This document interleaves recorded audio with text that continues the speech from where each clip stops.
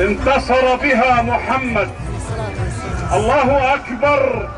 انتصر بها خالد. الله أكبر.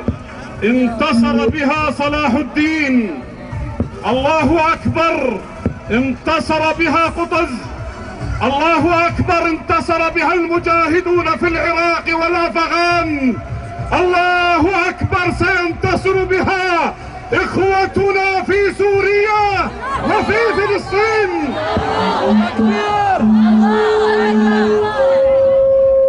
أيها الإخوة الأحبة، نظام صنعه اليهود على أعينهم ودعم بالأمريكان، الأمريكان الذين لا يزالون يقولون لن نسمح بالتدخل العسكري رغم أنهم قد أعلنوا طرد السفير.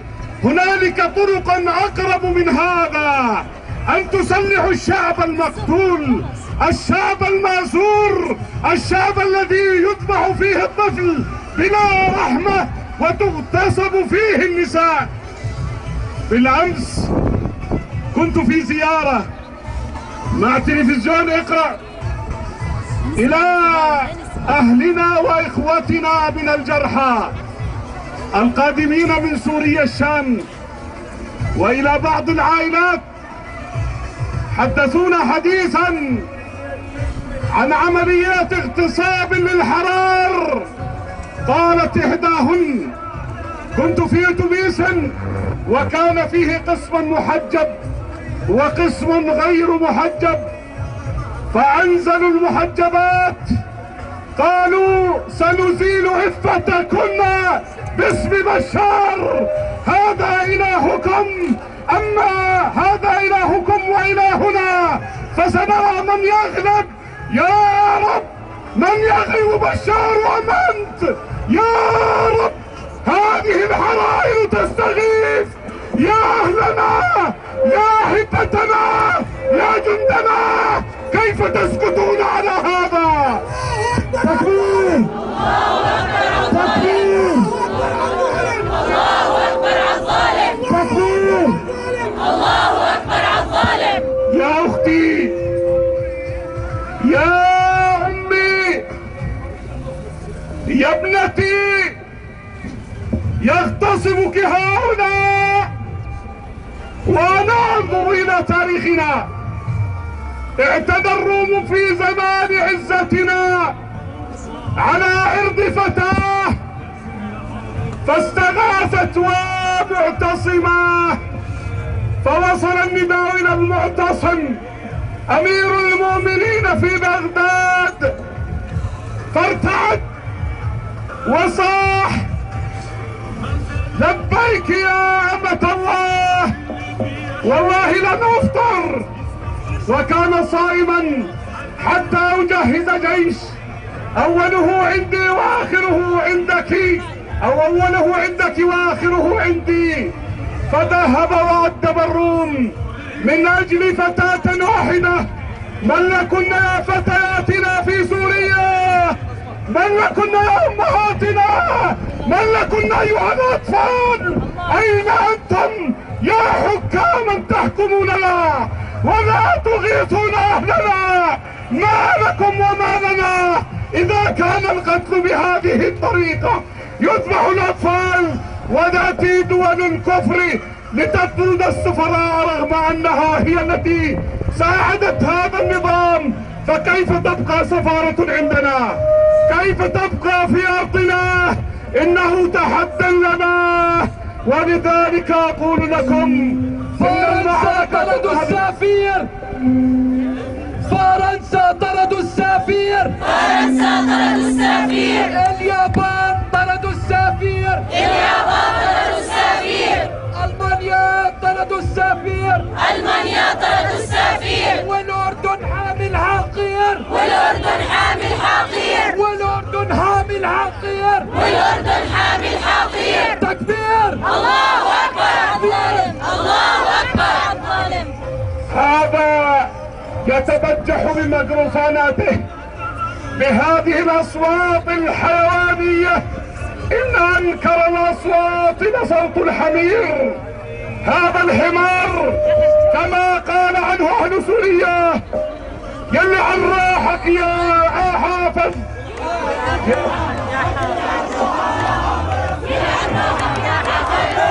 على هالجهد اللي كلفته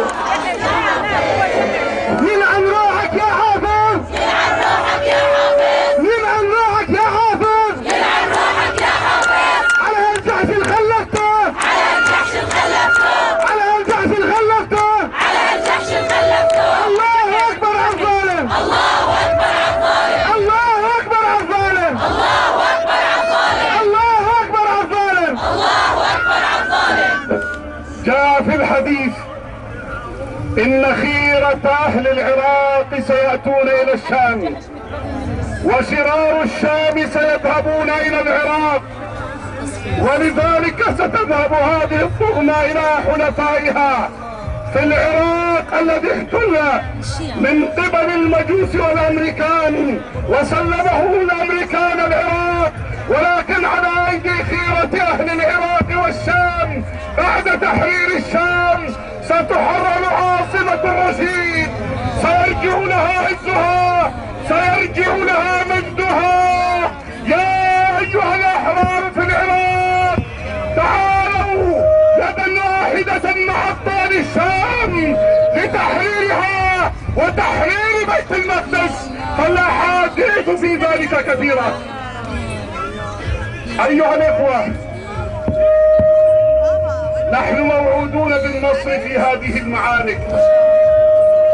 أحاديث صحيحة عن رسول الله صلى الله عليه وسلم قال: ستصيرون إلى أن تكونوا جنودا مجندة، جند في الشام، وجند في العراق، وجند في اليمن، وفي رواية وجند في مصر، وجند في المشرق، وجند في المغرب، جنود تقاتل باطل كما هو الآن.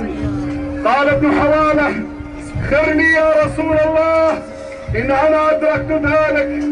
قال: عليك بالشام فإنها خيرة الله من أرضه يجتبي إليها خيرته من عباده، وأما إن أبيتم فعليكم بيمنكم واسقوا من غدركم، فإن الله تكفل لي بالشام وأهله.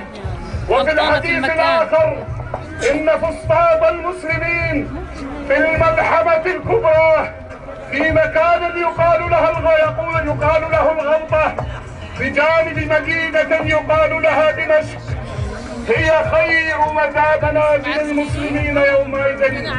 بدأت معارك الملاحم، والملاحم من الملحمة، والملحمة هي تقطيع اللحم. هذه الرؤوس تقطع، هذه الأيدي تقطع، هذه الأرجل تقطع.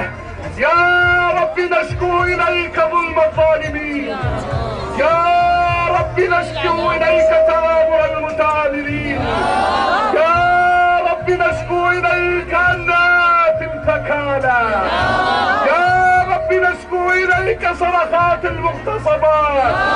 يا الله، يا الله، يا الله، أرنا يوما في هذا النظام وأعوانه.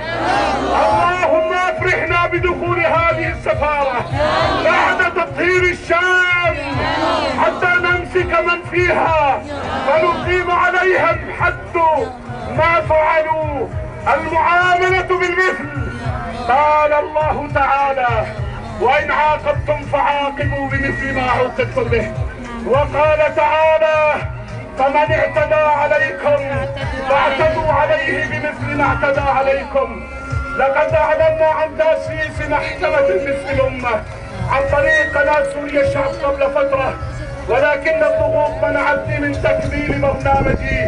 ولكن أقول لكم: لقد انضم إليها من المفكرين والمحامين والقضاة، انضم العلماء، هيئة محكمة، وطلبنا من الناس أن يأتوا بكل الجرائم موثقة حتى نقيم محكمة ميدانية في باب عمرو، في دمشق، في المسجد العمري في درعاه لنقيم الحد على هؤلاء، حد القصاص، من قتل يقتل، من ذبح يذبح. نعم، وسنأتي بمراقبين من العالم يروا العدل بأعينهم، فلذلك سجلوا ما يحصل، سجلوا يا إخوتي، سجلوه للمحاكمة. سنعمل بالشبيحة ما فعلوا بكم، سنعمل بالنظام.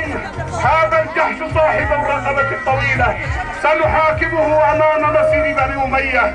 سنخرس هؤلاء الذين يأتون بهذه السماعات بباطلهم لإسقاطنا، ولكن كلمة الله هي العليا. سننتصر بإذن الله. سنقوم إن شاء الله للصلاة في مسجد بني أمية الكبير لنصلي صلاة النصر. وأقول قولي هذا وأستغفر الله لي ولكم.